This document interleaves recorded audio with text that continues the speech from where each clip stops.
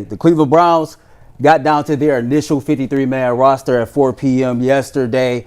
I looked at the roster, more undrafted free agents that made this team, I think, than any year prior under this current regime. Let's just go through position group by position group, starting with the quarterbacks, and then we'll give our overall thoughts on what we think the strongest, the weakest parts of this roster is. Dustin, I'll start with you. The quarterbacks, what did you think of? I mean, listen, Bull and I talked about this yesterday on the pod. You know, the fact that they were able to trade Kenny Pickett to the Las Vegas Raiders for a 5th-round pick was, I think, pretty remarkable. The guy didn't play really at all during training camp, and they essentially got back what they traded for him. Mm-hmm. And so they were able to keep their rookies on the roster, didn't have to try and stash anybody on a practice squad or what have you. And, yeah, it's interesting that they decided to go with the rookie as a backup. I think that's fascinating to me. But overall, no big surprises. You know what I mean? The quarterback's the one we're all talking about. Yeah. I mean, obviously, I thought Kenny was going to be the starter. I said that all along until he got hurt. Mm-hmm. Had he not gotten hurt, I still think he would have been the starter. Mm-hmm. But we'll never know.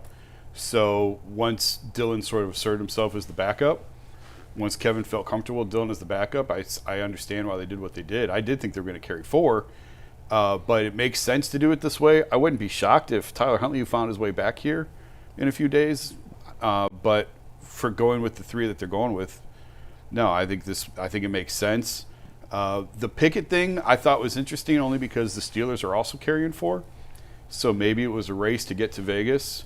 I don't know. I'm just saying, the Raiders had their choice between Pickett and Skylar Thompson more than likely.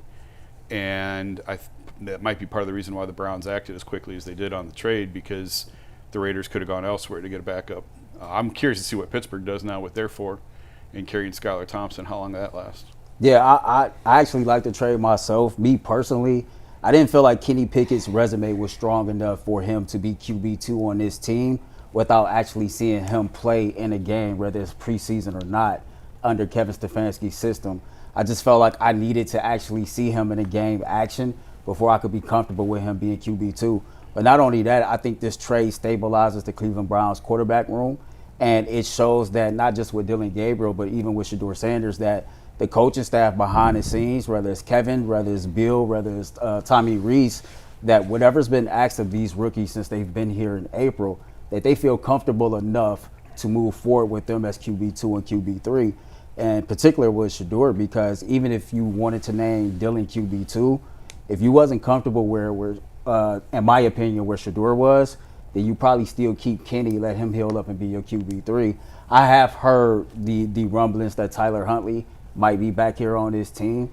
That'll be interesting to see if that actually plays out that way. But for me, I think it creates more reps, for the younger quarterbacks. And like I said, just stabilizes the entire QB room. We spent a lot of time this offseason talking about this team carrying 4 to 6 quarterbacks and just the chaos that came with it. So at least with that position group right now, everything seems to be stabilized. I mean, it's the Browns. They're going to play multiple quarterbacks. Yeah. And any year, it seems like they play multiple quarterbacks this year especially. They're going to take a look at the rookies. Everybody has said that. The owner has come out and said that. They're going to look at these guys. And then Huntley would be, I would imagine, a practice squad guy. And then if you need to elevate him, you can. If something happens to Joe or if one of these guys goes down, you can elevate Huntley. But obviously there was more risk in Shedeur. You don't want to leave Shedeur exposed. You can do that with Huntley and claim him that way. But the overriding theme to me on this whole season is this is a fact-finding mission. And you talked about it with the amount of rookies and undrafted guys that they're carrying. This year is all about figuring out what you got. That goes for quarterback. That goes for running back. That goes for receiver, especially in the secondary. This is not a team that's a playoff team, more than likely. Like, show me a path that gets them to the playoffs. So figure out what you got at all of these positions, starting with quarterback, but then at some of these other spots as well. Yeah, you mentioned the running back room. The 53-man initial roster has the Cleveland Browns with just 2 running backs on that roster. And, of course, Kevin Stefanski said it won't be like this for long. We still don't know what's going on with Quinshon Judkins. I'm pretty sure there's other guys that Andrew Berry is looking at, but were you surprised that they at least started initially with just 2 running backs? I mean, it's jarring to look at that list and think that they have a chance to go into a season with 2 running backs on the roster. But like Coach said, that's not going to be the case as they approach the opener against Cincinnati. They're going to have more running backs on that roster. And maybe there is some sort of clue there, if we're reading the tea leaves properly, that maybe Judkins is going to be coming in the mix at some point. I have no idea. I'm just trying to guess as to why there's only 2 guys on there and who those 3rd and 4th string guys are going to be. Or I don't know, are they going to use Harold Fannin at running back too? I mean, I don't really know what their options are at this point. I used him at fullback on Madden the other day. Oh, yeah? Yeah. What you think, Jason? There's how much of an impact did Pierre Strong make on this team last year? Minimal. Yeah. So unless it's Quinshon, whoever they're going to bring in, more than likely is not going to make a huge impact. Like, there's guys out there. I actually kind of like Donovan Edwards, who was just released from the Jets, went undrafted. Obviously, the Michigan running back. Estime from Denver is the one that's getting all the publicity. But whoever it is more than likely not going to have a huge role on this team. So I can't get worked up about who's the 3rd running back that they're going to bring in, because it's a placeholder for now until the Judkins thing gets sorted out. Guys, most times those 3rd running backs end up being just a special teams guy anyway. And so you look at the Browns roster, they kept 6 receivers on there active. Most teams keep 5. So there's an extra player that they're probably. They kept Gage Larvidan, the receiver who's undrafted, on the active roster. So maybe one of those guys ends up playing the spot where that 3rd running back would play. Now look, if you get into a game and both running backs get hurt, then you got to figure it out. But look, the Browns we know they're not going to be in the mix probably for a playoff spot or whatever. So if they get into a pinch in a game, all right, you sign one. You can sign 5 the next week. Right. Is the point? What I mean? You're going to be okay. Yeah, I thought Amani Marshall had done enough to me, at least when I seen him in games, to possibly make this team.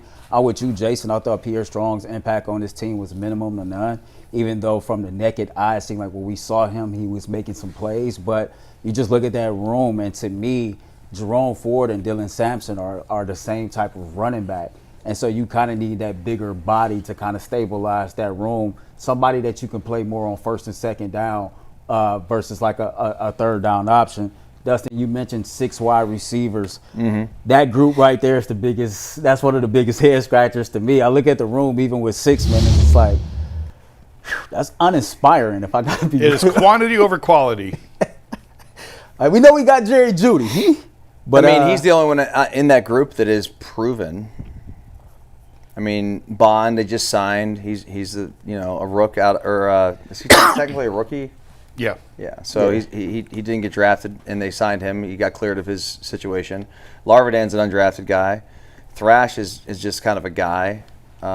Tillman, 3rd round pick. You're looking to see if that big body guy can come out and make some plays and got some speed. I don't know.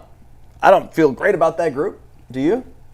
No. How could you? But again, there's talent there for sure. Yeah. Tons of talent, but unproven talent. Yeah, and that's why I said earlier, it's a fact-finding mission, particularly with this group, that you know what you have in Jerry Jeudy. You need to know by the end of the year what you have in Cedric Tillman. We've seen flashes occasionally, but do you really know who Cedric Tillman is? Do you feel comfortable in saying who he is as a player? No. I don't. No. So by the end of this year, though, you should have a pretty good idea. Is Cedric Tillman going to be a contributor on this team or not? The Bond thing, I've already said what I wanted to say about the Bond thing. I thought he deserves his place in the NFL. I don't think that place is Cleveland. They have not proven to be the organization that can handle guys like that. I just don't think they have the right culture for that. But he's here. He's on a guaranteed contract. We're going to see if he can play. The DeAndre Carter thing is interesting because there were a lot of reports that he was getting cut. So I wonder if he's the one that goes then if they do need to make a spot for a running back. Or they also kept 4 tight ends on the roster too. Yeah, so you've got a little bit of flexibility there because they're probably more than likely by the time you get to the regular season only going to keep 3. There are going to be changes made. Absolutely. Maybe during the show. It's. I always feel bad for the guys that are on this list that are not on the list they make next the week. team. Yeah, because they. But I think guys know by now, right? Don't you know, like, hey, I'm on it now, but that doesn't mean I'm really on it. You're like a bubble guy. Like if you're that 4th tight end or that 5th or 6th wide receiver or that whatever it may be, the 5th corner, or whatever. It doesn't matter. A position that's expendable, there's a chance you could be gone in 2 seconds. I just hope those guys stay on the roster long enough they at least get a game 1 paycheck. Yeah, there you go. I was just watching a podcast with Terry Crews, the actor. And he used to play in the NFL, and he was on the podcast with Shannon Sharp, and he talked about, you know, making the initial 53-man roster, and he finally went to enroll his kids into school, I think just to find out the next day that he was no longer on the roster. But, you know, to the wide receivers, I've been at camp, you've been at camp. To me, outside of Jerry Jeudy, I thought Jamari Thrash had the best camp of the wide receivers out there. Carter, it seemed like he was getting a lot more reps. You know, he was getting reps ahead of Deontay Johnson, for example, at some of the practices I was at. But that's one of those position groups that, you know, we're going to just have to wait and see. Cedric Tillman, yeah, he showed some flashes, but I really don't know what's there. He has the makeup of a guy that can take over and be, you know, a big body number 1 or number 2 outside receiver, but it's still more to be desired there. I think the tight end group, you know, they kept, 4 tight ends on that? 4. That kind of surprised me as well. Yeah. Well, the last one, Blake Whiteheart, I know nothing about him. He was here last year. I know nothing about him. He made a couple plays. Did he do anything last year? Yeah. I mean, not enough for me to remember him. there you go. I would think Bates might be the one in jeopardy of those. Okay. I think Whitehart's safe. I could be wrong. I haven't heard of Bates either. So No, Whiteheart was here last year. Whiteheart was the one on the Gabriel pick that got pushed to the wrong spot on the pick 6. That's right.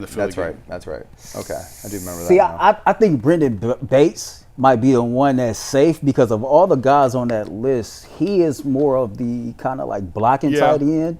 Harold Fannin Jr. and David Njoku, you already know they're going to be spread out wide. And so I just think of that group. If you got to keep one that's more like of a protector, it probably would be Bates. If Kevin's going back to 13 personnel, which why would I mean, with 3 tight ends? He's run it before. They led the league in 13.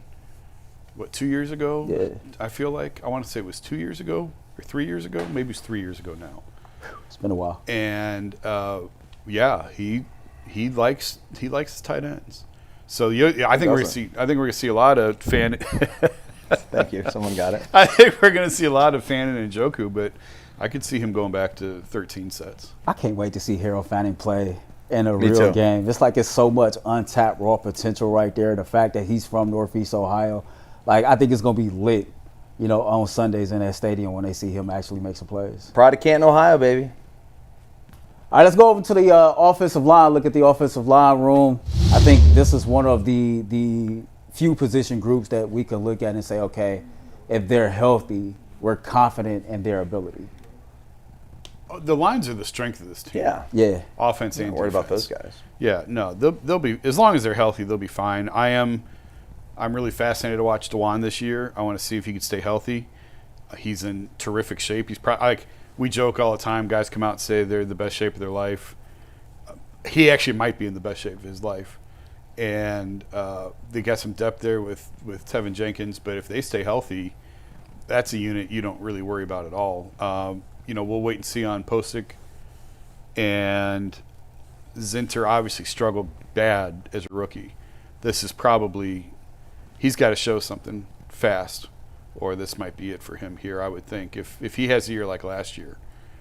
But they're going back to the zone blocking scheme of the Callahan days. Mm-hmm. Last year, it very well may have been a coaching thing with Zinter because the coaching was, I mean, we said it before, Mike Vrabel was basically the offensive line coach from September on, or early October on. So maybe getting a fresh look at things with Bloomgren as the O-line coach and going back to the wide zone scheme will make this a little bit better. Yeah, I look at it too. Zach Zinter, this is a big season for him. If Luke Whippler stays healthy, though, I think he's one of those linemen that can kind of move around in the interior.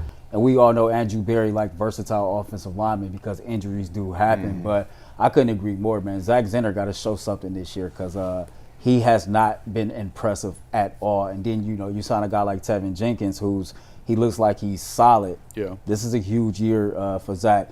And let's go over to the defensive line. Of course, like we talk about these two lines being the strengths of this team, and you look at the defensive linemen and how many that they kept, you can't help but be excited about this group and understand that this right here, if the Browns are going to have any opportunity to play competitive football consistently and get above that Vegas mark of 4.5, 5 wins, that's going to be the position group right there, Dustin, that's going to have to show up and show out consistently. Oh, there's no doubt. And you talked about the health of these guys and can they stay on the field. 95 is the key to that whole group. And if 95's out there, all those other dudes have a chance because there's a lot less attention on them. So, listen, Myles Garrett has been the model of consistency. He doesn't miss a lot of time. I mean, I know he gets double teamed and triple teamed and whatever. It's a challenge for him. But he never really gets banged up and misses time. So, that group's led by him. And I think that Mason Graham should be a really good player. I loved him coming out of that school up north.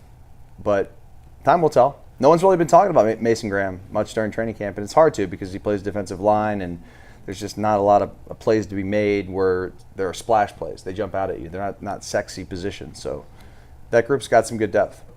He's flashed a couple times in the preseason, even playing a spot that you don't normally look at, but on some of the clips and breakdowns and all 22s, he's been impressive early. But, yeah, I mean, I think this team goes as the defensive line goes, and how much pressure can they create. Can they create turnovers? Can they rush forced throws? It's really going to be, I think, with some of the problems that they may have in the secondary, it's really on this group to generate pressure up front. Yeah, I know we talk a lot about 95, but I think like the engine, will be just the entire group of that interior of that defensive line. I just think that group in itself is so appealing. Last year when we saw Mike Hall Jr. actually play, it just seemed like he got off the ball so darn fast, and he just flashed, off the tape. Every time you seen 51, it just seemed like he was making some plays. Mason Graham, I did hear Andrew Berry speak very highly of him during the broadcast of the final preseason game, and he talked about, when you ask a guy like that who wasn't asked to do the things that Jim Schwartz is asking him to do, and he's picking up on that and making those adjustments early on, you can't help but to be excited about that. Aiden Huntington, we've seen what he did in the preseason. And shout out to Myles Garrett for taking him up under his wing. He went down to Dallas, spent some time with Myles, worked out, and pretty much got to see how they do things. And then you look at the veterans like Malik Collins and Shelby Harris. I think that entire interior D-line can really propel Myles Garrett to another Defensive Player of the Year award this year. Yeah, I want to see if Mason can take some of the focus off of Myles. Mm-hmm. We talked about it before. If he can be the Cam Hayward to Myles' TJ Watt, sorry. And then how the rest of it goes on the other side with Alex Wright, with Isaiah McGuire. And Aiden Huntington, what a great story he's been this whole camp. Yeah. And he's one of those guys that, like, all right, did they find something here? Did they run into something? And I'm curious to see, first of all, how they use him. And secondly, if he can really help this team. That dude got a high motor, and he just looks like he's, that low-gravity, undersized defensive tackle. It just seems like he fits the mold of what the Browns have been trying to build over the last 2 years in the interior. I can remember hearing Kevin and Andrew talk about that instead of having the bigger guys like we used to have in the past, they wanted guys that were more like speed rushers from the interior that could collapse the pocket from the inside. And he's another guy that fits that mold. You did mention Isaiah McGuire. Listen, it's hard to pick on whose camp I've liked the most between him and Alex Wright. It seemed like when they both have had their opportunities, they both have played pretty well. Yeah, I just think the rotation up front will be good. They're going to move a lot of bodies in and out. They have to move a lot of bodies in and out at that position. And it's funny, for being as analytics heavy of a team as the Browns are and have been, to use their top 2 picks on non-analytics positions like defensive tackle and linebacker was curious to see. Yeah, and you think about like what they did last year and then what they did this year, Mike Hall Jr., second round. So it's just like they've been going in the trenches. And I heard on the Browns radio show at the Fan, last year, Tyvis actually asked Kevin Stefanski about that, and he says, that's where the game is won and lost. And so you got to make sure that your trench play is always up to par, especially when you play in the AFC North. Let's get on to the linebacking group here. Got the hometown kid, Jerome Baker, Devin Bush. Really don't know what his availability will be come week 1. Got some young guys there, Diabate, my man EMA, and then Carson Swessinger. How y'all like this group? I'm glad you called him EMA because I definitely don't want to pronounce that name all season long. even though it's probably not that hard. What is it, Mascarenas? I think EMA. Bull tried to do it yesterday. EMA. Anyway, that's a group that not a ton of like sexy names, but we know Diabate had a really nice season last year. Came on at the end. Bush is, we know him from playing college football, and Schlesinger is a high draft pick, high motor guy. I expect him to make like every tackle for the Browns this year that breaks through the defensive line. You know what I mean? He's going to be everywhere. Baker's been a good player. That's a solid group. I mean, it's not like all pros, but there's some good players in there who are just good football players. I'm more concerned with the secondary than I am with the linebackers.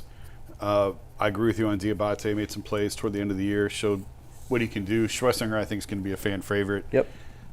He's just a missile and plays with his hair on fire.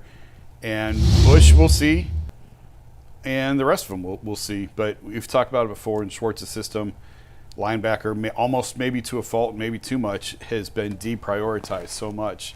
It starts up front, and I think you see that with what they've invested in the players up front. But it starts up front, and then the secondary, and then third comes the linebackers. Yeah, Carson looked like, man, he just got that Cleveland grit to him. Like everything from the hair to the jersey number, just how he plays versus how less he talks. Andrew Berry said, man, he looks like a 5-year pro already, and he's wearing that green dye. And I think that the Browns fans in this city are just like, everybody's going to be excited to see him play. Very aggressive dude. I love everything I see from him, and I think it's a solid group as well. You got somebody like Jerome Baker, who's from here and talked about like this is one of his lifelong dreams. And I don't know, Dustin, I believe like if you're a player that make it to that level of competition, and you really get the opportunity to play for either your favorite team or your hometown team, that adds a little bit more gas in the tank when it's time to go out there and play. There's no doubt. Anytime a player gets to be from an area and then go play, for that team, it's special. Especially if you grew up rooting for that team. Like I've rooted for the Browns. I wasn't like a diehard Browns fan because we lost them for my entire, high school career. From I was a freshman until I was a senior, I didn't have a football team, pro team. So I liked the Browns, and I wanted to play for the Browns. Being from the area, and more than anything, I wanted to have my family close to be able to come watch me play, which then makes me play better because I have more people watching, and just the whole thing. It's great to play in your hometown. We when I was in Buffalo, there was a local kid from Orchard Park, like grew up in Orchard Park and played D3, John Cordo, and he ended up like playing like 7 years in the league, undrafted, and was on the like a good play, like special teams ace, whatever, for like 5 years. And it was so cool just to be able to watch that, and he's a buddy of mine, and to see how much it meant to him to play for a team. So yeah, the local flavor, it adds whatever value you want to put on it, but it definitely doesn't hurt. I asked you guys this before we move on to the DBs. In 10 years, when we talk about Carson Schlesinger, what will we be saying? Man, I hope that we're talking about a guy that's going to Pro Bowls. I hope he's here. I hope we are talking about him Right. in 10 years. That would be incredible because at that position, there ain't many dudes that hang 10 years with one team. Mm-hmm. Yeah, I mean, I hope we're saying the same thing that we're saying now, that he's a guy that plays at 110 miles an hour every single snap. He's always around the ball, and he makes plays. I hope he's like a Luke Kuechly type of guy, and hope he plays longer. I mean, if he's here in 10 years, he might be in the Ring of Honor. Right. Yo, it's funny that you said that. Last week when we did the Ultimate 216 show, Cecil Shorts actually compared him to Luke. He said that's exactly who he reminds him of. So it'll be fun to watch him. All right, and let's check out these DBs. You know me, Jason, anytime we get to looking at the DBs, man, it's going to be a hard year for you, boy. It's going to be a hard year for me, man. I ain't got my guy MJ Emerson, but it's going to be all right. Look at this group right here, man. Denzel Ward, you got Greg Newsome, you got Ronnie Hickman and Grant Delpit. Outside of that, it's a whole lot of question marks right there. Oh, boy. Yeah. Yeah. I mean, it's another quantity over quality for a lot of those guys. I think Tyves has done a great job of pointing out Cam Mitchell and sort of the questions around him. We have to see what Greg can do on the outside. We're back on the outside. I've heard good things about Don McMillan. Curious to see him. another undrafted guy, another an undrafted rookie who sort of made this team, and let's see what he's got. I'm just going to keep saying it. It's a fact-finding year, man. It's a year to find out what you got with a lot of these guys, particularly in that group right there. Look, it's not the deepest group on the team.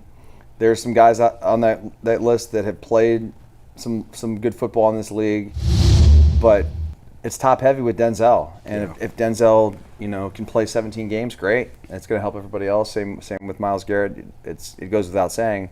But man, not having Emerson hurts. You're expecting guys like Newsome in a contract year to kind of step into that role and then step up. I don't know. A lot of question marks, man. And I'd love to be higher on that group because that's the position group that I played in. And so I'm always kind of a little biased towards those guys, but I just don't see it right now. I'm a little nervous about that group. I remember when you said it a couple months ago after MJ got hurt. Greg Newsome, it's your time to shine. Yeah. The opportunity is there. You've always wanted to be on the outside. You was a good teammate. You moved inside. You did what the coaches asked you to do, and now you get the opportunity to go out there and earn that bag and show everybody that, I can be an outside number 2 corner in this league. So it'll be interesting real quick before we move on to special teams. We talked about Mike Hilton yesterday as a possible option for the Browns to add. Yes, no, you guys would be cool with that? I'm not anti-Mike Hilton. Yeah. I think at this point, any player you're adding, I don't think it's a high-impact player at any position. We're talking bottom of the roster guys who, if they're getting traded, they're getting traded for 7th-round picks. If you're picking them up because another team cut them. So it doesn't mean you can't find a hidden gem somewhere. You can. It happens all the time in this league. But to go in expecting a huge impact from some of these guys at this roster shuffling at the bottom of the roster, I just think is a little unrealistic. And finally, man, we'll get on to the special teams. There was only room for one Dustin in the city of Cleveland, so Dustin Hopkins had to go. Corey Borges, Andre Schmidt, and what's that, Rex Sunhara? I hope I did not botch that all the way. Sounds good to me. Sunahara? I don't know. There's an A in there. Yeah. Listen, Dustin Hopkins, unfortunate for the kid that, Dustin had to be let go. Politics, man. But look, you from here. Look, at the end of the day, they paid him a lot of money. Yeah. You don't pay. I'm telling you, don't pay kickers. You don't pay kickers. There we go. You don't pay kickers. You don't draft kickers. You don't pay kickers.